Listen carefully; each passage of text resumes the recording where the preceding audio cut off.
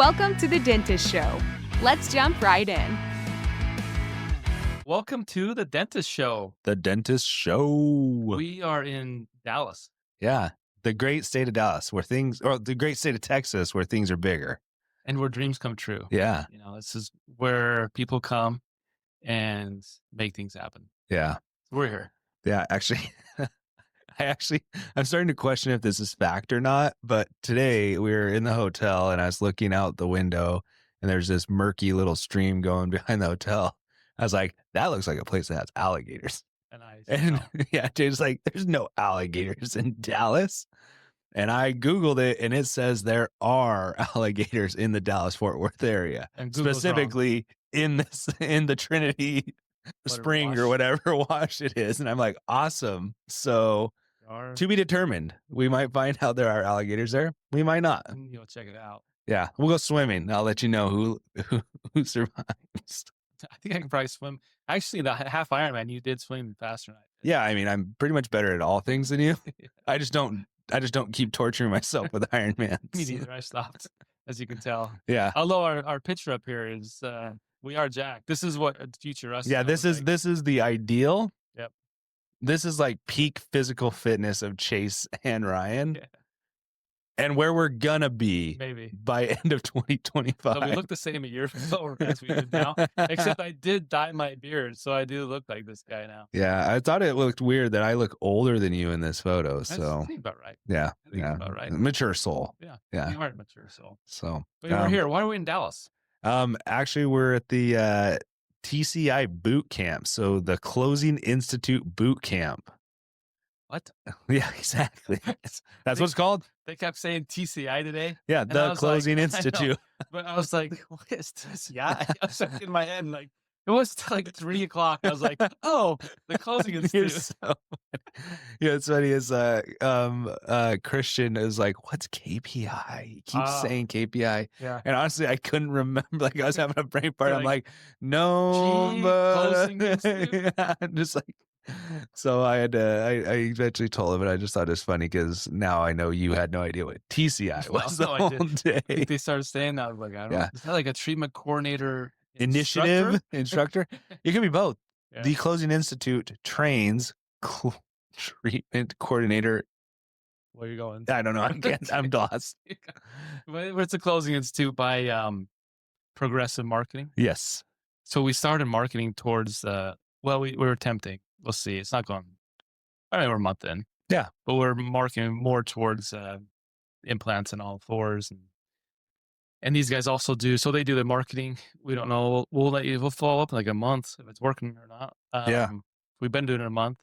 And then they also do like a closing. And so when patients come in, they want this treatment.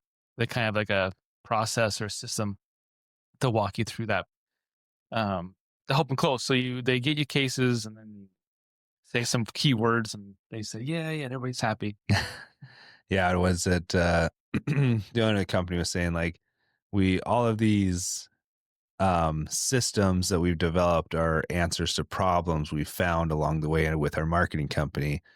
Because he's like, we were a marketing company and then we realized we could get all of our leads we possibly could to these dentists, and every dentist thinks they have the best treatment coordinating team that can close every case, and no cases were getting closed. Yeah, when I talk to dentists, they always talk about marketing. Associates always want more new patients. That's always the solution to every problem. We need more new patients. Yeah. Which I understand. Until they're asked about marketing. And usually what we found, it's not a marketing problem, it's a phone problem. Yeah. So because if you think about it, your front office team, when new patients come in, it's actually a problem. It's not, it makes their jobs harder when a new patient comes in. And so he's kind of saying more or less the same thing. Is the front team doesn't necessarily want more of these patients coming in because they are like a whole different type of patient. Yeah, right. So it was nice hearing, like, that was the first half of the day I was texting a team member, like, doesn't this sound like me up there? Like, this is what I've been saying for like years to these doctors. Yeah. They're not catching on. So it's good to hear it reinforced again. Yeah.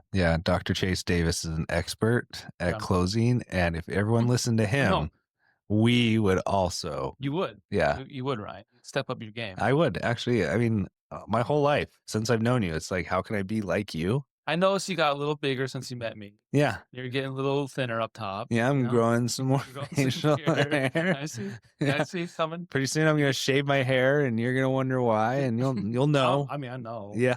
You'll get I got the double, matching triple sweater chin. now. Yep. Right. Today. Dude, that was so cold in that hotel room. Yeah. Or in the conference room today. Yeah. Yeah. Actually, that is one pro tip to anyone that ever goes to any course I've ever been to that's in like a big ballroom setting or a hotel. Bring a sweater and a coat and like 2 monsters. He gave me a rain today. I only even had a rain. Yeah. The rain, 300 milligrams of caffeine, baby. I was up. I did not sleep until about 2:00. Yeah. Then he took a little siesta. And the team took photos of it and then sent to my other team in Arizona. So everybody saw me. And then suddenly all the pictures of me sleeping in Dominican Republic on another plane all started flowing in. I didn't realize that. Yeah, thanks, guys. I'm a very attractive sleeper too. Yeah, I'm sure you. We had a few of those. That guy. Who's that? We had a few of those on one of our trips to. We went to Knott's Berry Farm in California, and there's a couple team members that were like not like sleeping on each other, but like pretty much like sleeping in each other's direction, and then like halfway through they like flip and and we just like an hour of them just like having the most beautiful sleeping situation ever. The whole team's watching. And the whole team's watching them because we're in the airport waiting for our flight. And I did the same thing when we went to the Dominican Republic. That was the funny thing to do. You fly into Punta Cana, that's like maybe an hour drive. Yeah, and we all fall asleep, and that's everyone's taking pictures of each other sleeping. Yeah.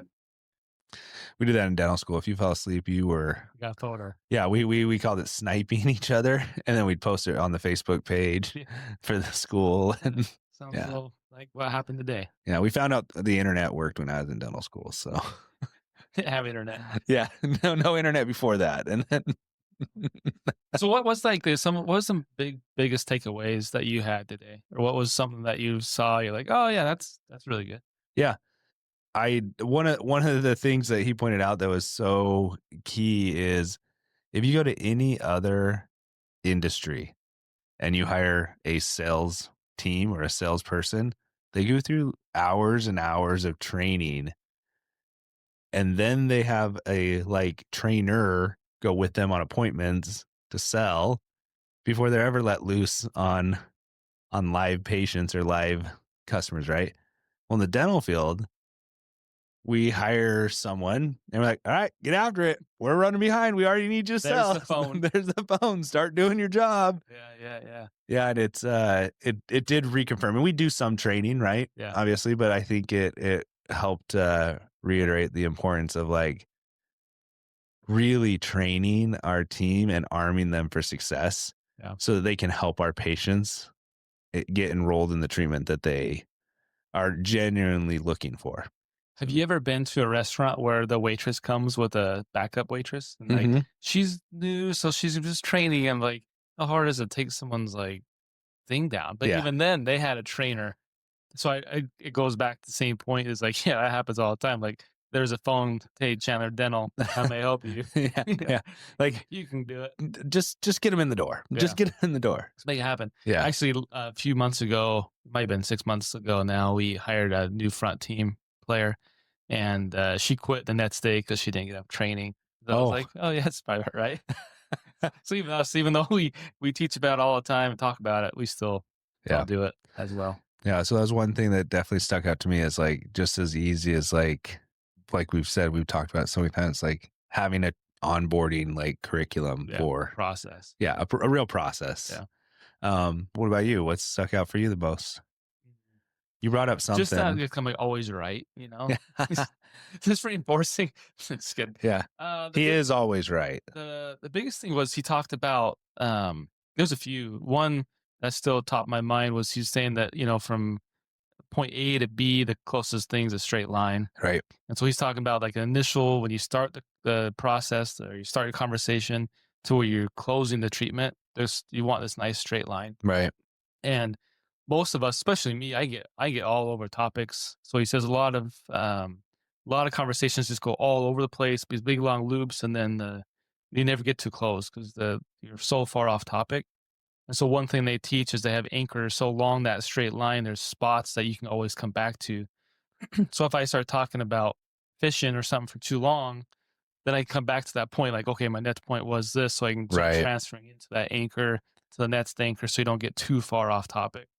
Yeah, like we want to squiggle a little bit off topic to be real and human Yeah. and Yeah. The and and have build good rapport with our patients and not get lost in snow skiing like I would, or all the boating, time. or like you just talk about the right topic with me and it's like Yeah. I'm running behind. Yeah, yeah. You just keep going. And it's not like a bad thing. It's just if you have a lot of consults, they want you to Yeah. pretty much doctors, they want to be done in like 10 minutes. Yeah.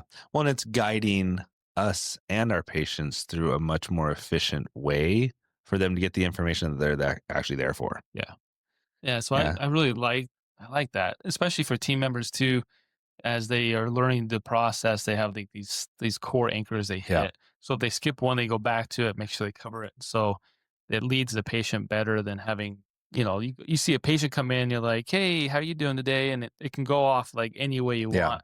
And so it helps us lead the patient to the direction they want to go as quickly as possible and efficiently. So, Yeah. Yeah. It's not it's like pulling the patient through the appointment with you rather than letting it just go wherever. yeah. So, Because I used to be that way. I just let the patient talk and how's the weather and blah, blah, blah. And I mean, it's good to build rapport, but it's also a long time where we're 30 minutes in and I'm like, oh yeah, by the way, you need this and this. All right, see you yeah. later. And then you just drop it. Yeah. It's like a bomb, like Yeah. a little smoke bomb. Like you'll get it out. The pros of that though, because usually my case acceptance is relatively high, and that's what I do. My whole focus is on the rapport, You're right. and he likes it, which I agree with. Is more focusing on the outcome. Like, don't focus on the treatment, which we actually do a pretty good job. Us too. Yeah. Some doctors need to improve and focus on the outcome. Like, look at your beautiful functional smile. You can eat steak again, or you can do whatever you want. Now you have a full set of teeth. So you're focusing more on the outcome. So you build rapport quickly. You get through the process and show them the outcome instead of talking about the process of the treatment. Like, Yeah. oh, we're going to do this many implants. We're doing torque at this. We're going to use this material that's this strong. Patients don't really care about that. They just want that outcome of I can chew steak. I can have a beautiful or handsome smile. That's all they care about. Yeah, and actually, I thought that was super powerful. And one of our team members even pointed it out how they really loved how it was outcome based, not treatment based, in the sense that like these patients may be coming in here thinking that they need implants and want a full mouth restoration based on implants, and then we look in their mouth and they're like, actually, you have some really good teeth to work with. They're just not good looking, or they're not super functional. And if we can help them with a handful of crowns and maybe one or two implants and get them to the outcome that they want, now we're focusing on helping them get that treatment done, not telling them, no, you don't get it all on X. Right. We all want to do this instead. It's like, this will get you what you're asking for and in a better way. Yeah. If you say like a patient says, like, oh, I want to just eat this and I want a beautiful smile. A lot of times, like I tell people all the time, like 7 out of 10 of my consults are not going the full take out all your teeth. Let's do implants. It's well, let's just do 2 implants and some veneers if you want perfect teeth. Yeah. Or you don't care what they look like. Let's just do a couple of things in the back and save you lots of money. And everybody knows your teeth are better off than having implants and Right. denture in there, plastic. So Yeah. I like Yeah. Turns out our natural teeth are still better than anything we try to replicate them with. though I had a consult before he came out. Like we were running a little late to the airport because of it, and it was that exact thing. She came in, she wanted upper and lower implants, full arch, and I was like, "Well, and then she's like, well, budget's my concern." I was like, "Partials," and I was like, totally like way Oh, under. like So, took yeah, her way down. way down from like $50,000 of treatment to like, yeah, let's do the $2,000 option. But who wants a partial in their mouth? So No I was one. like, I could have done like let's do 2 implants Yeah. or something. Yeah. You actually failed yourself and, Totally failed. and embarrassed me is what just happened. Yeah. When you said something that like that's exactly how my consult went on Thursday afternoon. That's actually like so bad. I like just want to rip into you. It's like Right. nobody wants a freaking partial, dude. But Nobody. she said the budget, and I was like, Yeah, "Oh, okay, budget, you can't afford great. anything." Yeah. But yeah, she Yeah. want that. She gets a partial that she doesn't wear. Now, how's that work for the budget? Like, unless was she missing front teeth? No. She's not going to wear the partial. Well, she's missing 26, but I said we'd do a bridge here and a partial in the back. Yeah. Definitely implants. But how it ended was so she went to an oral surgeon and he said, you need to get rid of those gross things. And she had like 28 teeth or something. Yeah. She had 24. She had 4 broken teeth. I was like, you don't want this treatment. Let's get you back for a hygiene visit so we actually see what's going on. Yeah. And that's how it left. So I just gave you didn't sell her the partial. Probably talked a little too much about it, honestly. Her husband had one and was wearing it fine. Yeah, well, he doesn't care as much as she does. Yeah. It actually, I have a true dislike for partials. If we were not replacing like a significant amount of teeth and or front teeth, your patient's not going to wear it. Yeah, so I tell them the exact same thing. Yeah. Like you're coming in to replace the 3 posterior teeth. You will never wear this partial. Exact same thing all the time. Yeah, let's make you a 1 bridge with implants and you'll be better off. Definitely. And the funny thing, I didn't think about it till he said something today. I'm like, oh yeah. And was it the clock spinning? You were like, partial, probably. I'm out. Well, I actually think we went talking about life for like 30 minutes. Yeah. And then it was like, you don't have money. All right, let's figure out something else. And there's like so many more options. Yeah. And I guess fresh too. And what I'm actually not good at or what I can focus on is I liked how he said, do you want the function to be like a 10 out of 10 or are you okay doing like a 5 out of 10? Then I always forget to go to the aesthetics. You also want the aesthetics to be a 10 out of 10 because then that's a different conversation than like just doing implants in the back and nothing up front. So I like that too. Yeah, that's actually what I like about our, we have that form or the pamphlet, I guess, that we show patients. It says like 90% function and 90% aesthetics, like 80%. And it may not be truly 100% accurate, but it helps patients understand a little bit. Like the full zirconia is going to be the best looking and the best functional. Right. And that, there's areas where we can get a really nice looking snap denture that could aesthetically look pretty dang close to a fixed. Yeah. Looks exact same. Right. Exact same for the patient and for the person that's looking at our patients, but functionally it's not as functional as a fixed. Right. So it's hybrid. It's like a 5 out of 10. Yeah. And then there's a denture that's like a 2 out of 10. Yeah, aesthetically, all could look the exact same. Yeah. Honestly. Yeah, it can. If you go from hybrid all the way down to like a high-end denture. Yeah. It makes some nice teeth that most people wouldn't be able to tell they're a denture. Yeah. I tell them my little bit, and I don't know if I ever said this on the podcast, but the zirconia is like your Cadillac. You get all the bells and whistles. It's going to be the nicest and the most expensive and going to be functional for you. Then you got your GMC is like your hybrid. It's also really nice, has bells and whistles, all the functions, still gets you to and from work, but not as nice as Cadillac, right? Then you go to the Chevy, which is your snap denture. Also going to get you to and from work. Not all the bells and whistles, not as functional as maybe the other 2 higher end models. And then you got your traditional denture, which is like your Ford Pinto. You should say the Chevy should be like a 10-year-old Chevy. There we go. 10-year-old. Like a little outdated. It works. I like that. Yeah. Zirconia is like your newest and greatest thing. Oh, okay. We're going to go that route. That's your snap and denture would be like your your 10-year-old Chevy. Yeah. I actually like that.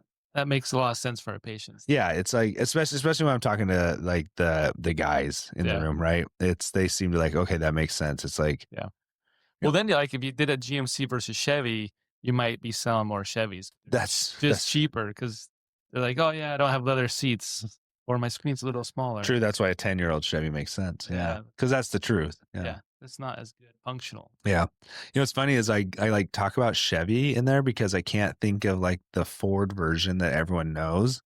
Like everyone knows Cadillac, GMC, Chevy. Lincoln's Ford. Well, yeah, but Lincoln's Ford. But it seems like not everyone knows that as heavily as like Cadillac. Yeah. And Cadillac's just been around as known for like a high-end vehicle.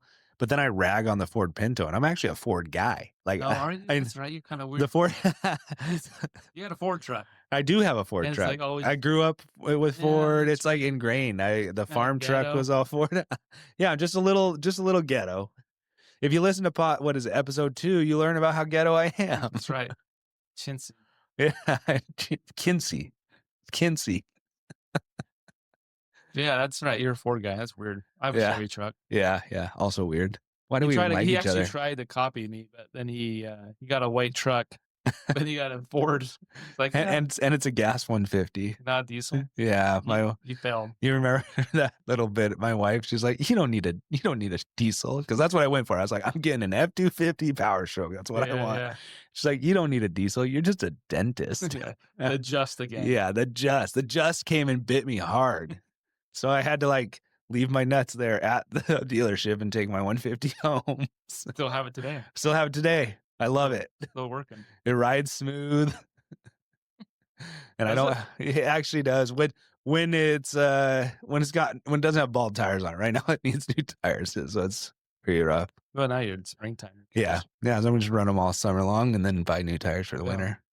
So the other thing I like too is like this is all, and I would actually never do this if it was like this is all we're doing is all on X's. yeah. But what's made me really think like we need to do all these nice videos for like veneers and staining their crowns and our cleaning or hygiene departments. Yeah. And make this nice presentation. So I really like not just this presentation or process for all on X's, and we can modify it for everything, right? To make the patients feel more at ease, feel more comfortable, and accept more treatment for our doctors. Yeah, because we we enroll them in the fact that we'll help you get the result you're hoping to get, and we have all these tools to help get you there. It's not about the treatment; it's about what do you want. Yeah, I love that. I loved it, and he's great at. He was. I think all my team members. I texted one of them like, "I hope he picks you because you're gonna like pee your pants." But he just stuck the microphone in people's mouth. Oh yeah, he was like, he will speak. Yeah, he just held it. And Yeah, then some ladies just like stared at him like, I'm not saying, like, you're saying something. He's not moving. Yeah, you either embarrass yourself by saying something completely outlandish or try to say something coherent because you're gonna say something before this camera leaves. There were a few times where it was pretty bad. He's like, have you been listening at all this whole time? The funny thing is, I have no idea if it actually is working or not. But I've decided that if he's near me at all, I'm making eye contact with him the whole time. You want to talk to him? No. I think it's like for some reason. If you look down. Yeah, if I look down, it's like if someone asks you to like give a prayer or speak, you look away. You're automatically the one they're gonna ask, right? I feel like that's what I'm doing. I'm like, try me. You have been good at it. I don't know. Sometimes I'm so focused on staring at him in the eyes, I don't know what we're talking about. Big gulps, huh? It's like, hey, where am I? Yeah, I didn't park my car here. It would have been good. I wish you would have. So what was you said two things. So we talked about the other thing is see, he just reinforced something I try to teach my team of doctors. In the beginning of his little speech thing, he talked about how you really should just present one treatment option. Yes. And it's really a pet peeve of mine when our associates give 3 or 4 or 5 options to the patient, because I feel like you're not a great doctor because you didn't listen to the patient. You don't know what they want, and you're just throwing stuff at the wall. And it's like, well, how is a patient going to pick? They have no idea what you said is. They don't know how it works. They don't know how it functions. They don't know how, like, what the procedure even entails. How long. Yeah. And if you did go through that, you're talking about like 2-hour consults, and they're still just going to glaze over. Yeah. So I think it's a responsibility of the dentist to really figure out the budget, what would be best for them based on age, health, because implants a lot of times the best option, and a lot of times it's not the best option. And I think it's up to the dentist to figure that out and then present like, well, if this was my situation, this is what I would do. Mm-hmm. We do have these other options, but this is the best one for you. Let's run with it and see what happens. So I love that. He was big on that too. Yeah, I think that's super powerful. It's like, I don't know. It's like some really big companies that we all know about. They only have so many options, and it's because they know that people get inundated by like decision fatigue and options, and especially when they don't know. Like when I go to buy a vacuum at Costco, I'm grateful that they have 2 options because I'm not an expert in vacuums. But I figure that Costco at least has someone that has decided this Shark vacuum is in the top of the line at this price point. I'm going to take that vacuum home, right? Which one do you pick? The more expensive one? Oh, no, or the less expensive vacuum. Okay, so you go cheap. Yeah, well, it's because we're going to use it, abuse it, throw it away, and maybe return it once or twice and get a new one. Have you ever done that? I've never returned anything, but we had to go through there to get like our membership card fixed Yeah. or something. And someone did bring in a cake. It was Yeah. like, it was 8. It's like happy and The cake. cake was 8. And they brought it back. I was like, what is that? Dude, we at one point in time, maybe not the most healthy thing we've ever done, but we've had a couch that was in our house for like 6 months. Took that couch back You when we like needed it. cash. Maxed out the credit cards. Like, oh, we got Yeah, money back. money I back. think So we take the couch back to Costco. Costco gives you cash. Bam, we're back in They just business. took it back Yeah, they just take it back. and refunded the card. Yeah, no, they'll give you cold hard cash. Really? Yeah, Jeez. they might have changed that, but they would give you cash. So a lot of times you'll see those 3 vacuums. So they'll have the high end vacuum. Yeah, And then they'll have a middle vacuum. That's actually pretty close to the high end vacuum. right. They're trying to push you to the high and end. then the low end vacuum, which is usually junk. Yeah. And they try to get you, well, if I'm already spending $200, might Yeah. as well spend $225. Yeah, that's classic like price point to help Yeah. you pick that. We kind of probably do that a little bit with our We could do it better. with like our all on X options or our Yeah. full, right? Like our our price point for our hybrid is relatively close to our zirconia. Right. A few grand. more. Right. And I think for a lot of reasons, we're trying not to just overly charge our patients for the Right. zirconia. So we just charge the additional lab fee essentially that it is Yeah. to get their zirconia. And the zirconia is so much better and it'll save us a lot of headaches in the long run Right. that let's get them into that Yeah. zirconia option. So true. And we could probably fine tune that a little bit. Maybe we'll work on it this weekend at our price point. Yeah. But Maybe make our snap dentures even more expensive. yeah. Yeah. They're such a pain sometimes. I want everyone. I've actually started a snap denture for patients, and like halfway through healing, I'm like, hey, we're just gonna go all X on this. Like, I've done that before. yeah, Where I'm converting this for you because I'm tired of dealing with it. I've done that where my implant angle was off on the upper one. Yeah. And so I was like, well, I need to make a bar. So they researched how much a bar was. I'm like, well, nope, we're going fixed. Congratulations. Yeah, You saved 10 grand. That's what I just did. I did that for one of my long-term patient. Like he went through the whole gamut over the last 6 years. And actually that was as I was learning, right? Like Yeah. how to do these full arch restorations. Hindsight's 2020. I'm like, I could have seen the future for this patient and got him into something earlier. Right. So that's also part of it. I was like, yeah, he's a good guy. He paid for extractions, partials, then more extractions, then new partials. And now here we are like, Snap in. it's time, buddy. We're going snap-ins because that's what was in his budget. And then we do the snap-ins and his gingiva was so thick, like so thick that we were like, we had to make a custom bar to get path it would draw and everything just to snap. And I'm like, it's your lucky day, buddy. Me and the lab both agree that this is the best route for you. So That's awesome. yeah, and he's super happy, super grateful, really cool family. Right. So That's awesome. And I think sometimes snaps works great, just sometimes more of a pain. yeah. Well, that's awesome. So that's why we're here in Dallas. Yeah. We'll be here tomorrow too. For Yeah. part 2. Yeah, let's we'll circle back and close that just real quick. As we were talking about, we really think it's important to get to know your patients, what their needs and desires are, and give them one treatment plan that matches that for them. Yeah. And talk more about the outcome and Mhm. not necessarily what you're doing. Yeah. Pick a treatment plan that reaches their outcome desire, not that fits with our treatment planning desires. Yeah. I think if you do that, you'll notice a huge increase in your case acceptance. Your team will like you because it's just one option and they only have to follow up with one option versus trying to figure out which option on the phones. And you'll make more money and you give your team more money too for their life. So yeah, that's our takeaways for day 1. Yeah. We'll see Like I what day said, 2 you brings. hit us up in like a month or 2 to see if we're still with these guys. So maybe we'll do a podcast like, these guys suck. Do not spend any money with the Closing Institute. You might get that too. Yeah. You never know. Only time will tell. You have to keep listening to know. Yeah, that's it. All Well, right. awesome. Well, thank you for joining us, guys. Thanks for listening to The Dentist Show. We hope that this episode helped you make smiles about more than teeth.